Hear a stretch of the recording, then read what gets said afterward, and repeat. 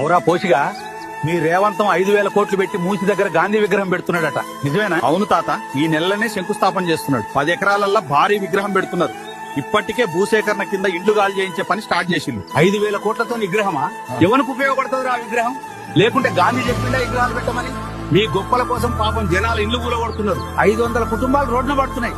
పాపం కష్టపడి ఇండ్లు కొనుక్కున్నారట. కావాలంటే వాణి జూబ్లీ హిల్స్ ప్యాలెస్ కూలగొట్టి అక్కడ పెట్టుకోమని విగ్రహం. ఓ దిక్కు రాష్ట్రం దివాలా తీసింది.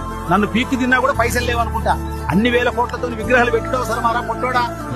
6 గ్యారెంటీలు అమలు చేయడానికి పైసలు లేవు గాని అందాల పోటీలు, ఫోర్త్ సిటీ విగ్రహం అనుకుంటే అన్ని దుబారా ఖర్చులు చేస్తున్నాడు. ఒక్కటన్నా జనానికి పనికొచ్చే పని ఉందరా?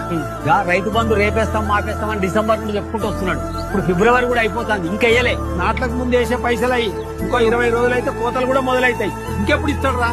బీఆర్ఎస్ ఉన్నప్పుడు మంచిగా టైంకి అకౌంట్ లో పడుతుండే. ఆ విగ్రహానికి పెట్టే పైసలేవో 6 గ్యారెంటీలు అమలు చేసి రైతు బంధు మీద పెట్టమని ఆ 5,000 కోట్లల్లో ఆ పొట్టోడే 4,000 కోట్లు నొక్కుతాడు ఖచ్చితంగా. సడన్ గా కాలేజీ నుండి ఎక్కడ వెళ్తాం?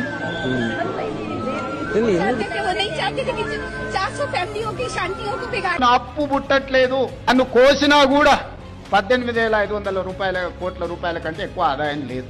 ఖజానా లేనప్పుడు అప్పు పుట్టినప్పుడు ఎందుకు మరి 5,000 కోట్లు పెట్టి గాంధీ స్టాచ్యూ కట్టేది? 500 కుటుంబాలను రోడ్డు మీకు లాగేది. మనం అధికారంలోకి రావడానికి ఇచ్చిన 6 గ్యారెంటీలు అమలు చేశామా? ఇచ్చిన స్కీమ్స్ ని ఇంప్లిమెంట్ చేయడానికి డబ్బులు లేవు, కానీ అవసరం లేని ఒక స్టాచ్యూను బిల్డ్ చేయడానికి 5,000 కోట్లు ప్రజాధనం నాశనం చేయడానికి మీరు ముందున్నారు. ఎట్లవే తెలంగాణ ప్రజలు అధికారంలో మిమ్మల్ని ఉంచారు కాబట్టి 5 సంవత్సరాలు ఎట్లా అంటే అట్లా దోచుకుందాం అని చెప్పేసి ప్రజల సొమ్మును ఇష్టం వచ్చినట్టుగా ఖర్చు చేస్తున్నారు. ఇప్పుడు ఈ మూసీ దగ్గర 5,000 కోట్లు పెట్టి గాంధీ స్టాచ్యూను కట్టకుండా గాంధీ ఫీల్ అవుతాడు ఏమన్నా?